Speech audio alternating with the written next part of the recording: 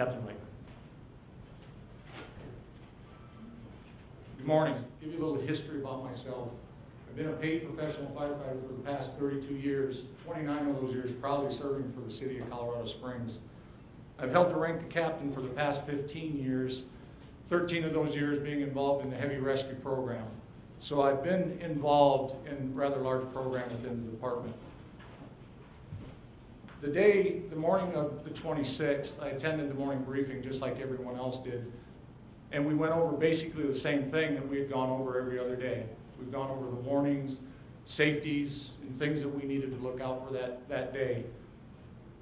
We were given some extra warnings that we had probably some hotter temperatures, some drier weather, things to look out. But I'm here to tell you that in my wildest dreams, I never would have assumed that this fire was going to blow up the way it did on us in that situation.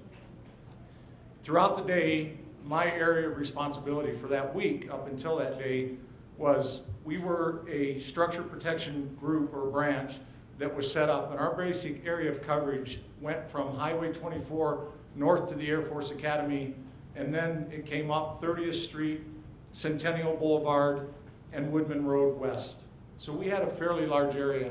And in that area, I had 3 task forces set up.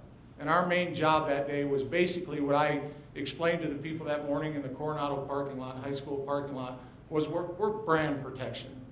What we assume what might happen is that we're going to get some flying brands that could come into the city. And our job is to get on top of them before they turn into a major incident. So that's what we were really preparing for. And actually that morning, when I got back from the morning briefing over at the junior high school, I shifted all my units a little farther north. I shifted areas of responsibility a little farther north after understanding how the fire was moving a little bit. But still at this point, I never imagined that this fire was going to blow into the city the way it did. Throughout the day, I was assigned a driver for the vehicle that I was in so that I could listen to the radio and take notes. And that was a third-class firefighter. And he did just a wonderful job the entire day with me, being in the position, only being on the job for about a year.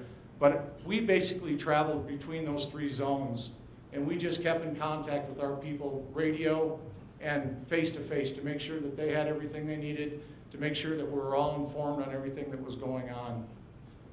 Late in the afternoon, and the timeline is back there, so I'm not going to state specific times because I don't want to mix them up. But late in the afternoon, I started getting reports that we had cold ash falling within parts of the city north of the areas that I was responsible for. So I, at that time, when I received that report, was sitting on 30th Street, on Mesa near 30th Street, overlooking the Garden of the Gods, but I was looking north, watching the flare-up of the fire at that time. So I immediately moved north to what I consider Task Force 1. And I can't tell you the exact name of road I was on. I've searched and searched trying to figure out exactly where I was sitting. But I was walking up to a house because I wanted to get a better view of exactly what was going on with that fire. As I was approaching this house up near Mountain Shadows area, the homeowner was leaving at that time, and he told me, the house is yours, the backyard, whatever you need. And I stood on his back porch and I watched that fire jump. And I watched that fire jump along the ridge. And I watched it jump 3 to 4 times, jumping about 100 yards each time it did, and then filling in a matter of minutes. I also called Chief Dubay and Chief Colas at that time to advise them of the conditions that I was seeing, and also to ask them the question of evacuation, which I know they were already taking care of. I then moved to the Wilson water tank, which Chief pointed out right there, and I was on the west side of that tank. And I thought I was in a fairly good position. And myself and Mike Myers, who's the CSU, Colorado Springs Utilities Fire Chief, were standing in that field along with my scribe. And we were watching this fire, and I'd already called for extra resources, and they were coming in. As they were coming in, I started filling in areas up around me, off of Wilson Road, up west of Flying W Ranch, because I had every intention of fighting this fire. There was no doubt in my 33-year career that I couldn't stop the fire that was presenting itself to me at that time. The wind conditions were 5 to 10 miles an hour. I had a fire, I knew where it was at. I had a Sky King over my head that was making drops. Then everything changed. On about the 5th drop that I watched this pilot, who I never did get to thank personally, but he was making drops, and all of a sudden Mike and I noticed that he did a hard bank to the left, and he was less than 30 feet over our heads, and he looked right at us, and he gave us this signal. And I looked at Mike, and I said, I think that means we need to leave this area. And we were standing in the middle of that field, and we could already feel the front of this fire coming towards us. We couldn't see it yet, but we could feel it. So we moved back onto the pavement in that general area off Deceptor Way, and we decided, and at that time, talking to Mike, we decided that we were still going to make a front on this fire. We were going to stop this fire at that point. Within the next 10 to 15 minutes, my entire world changed.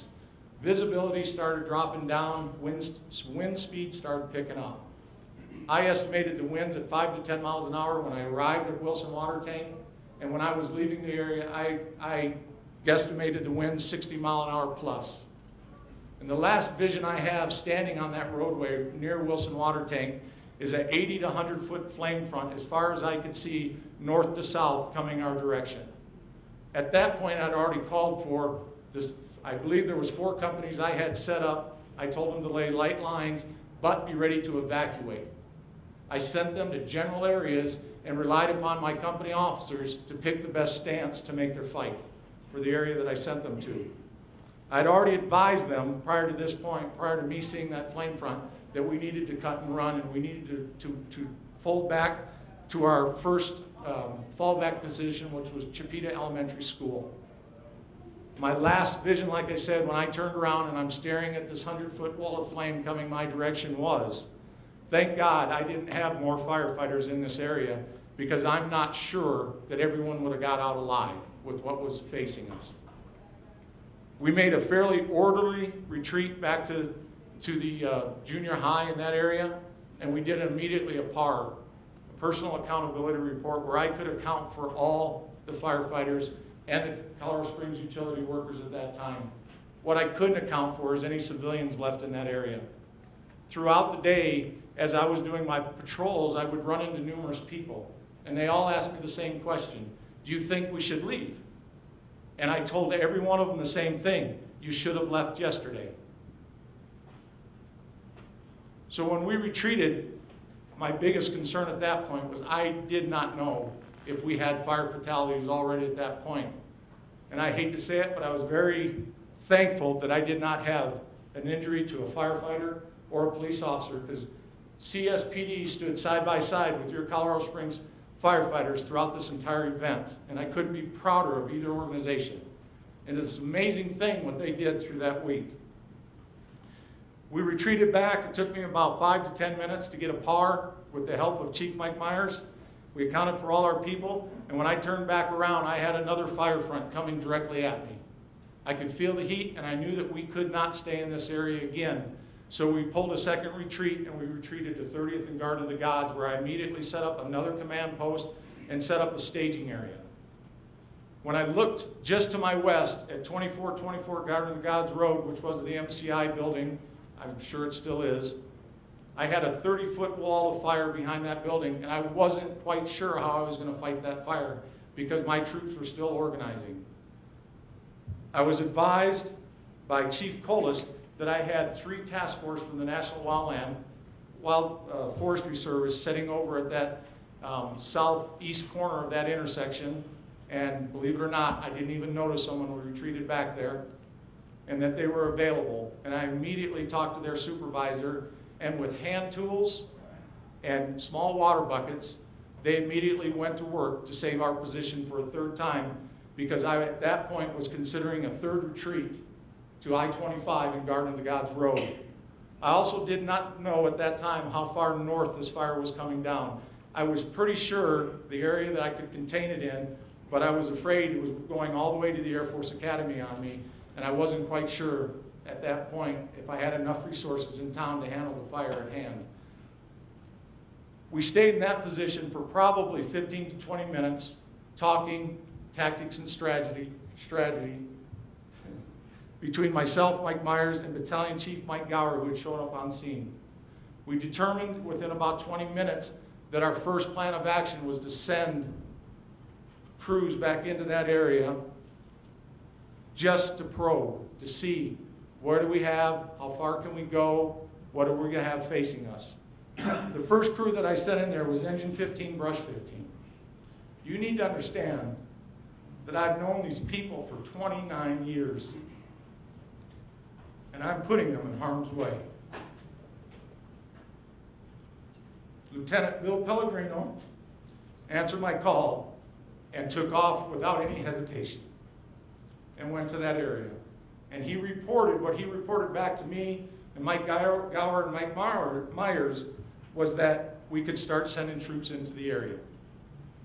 So as we sent them in, and at that time, we decided we were going to cut this area up into groups, and we were going to have divisions and groups up there that we could have a better manageable span of control on during this event.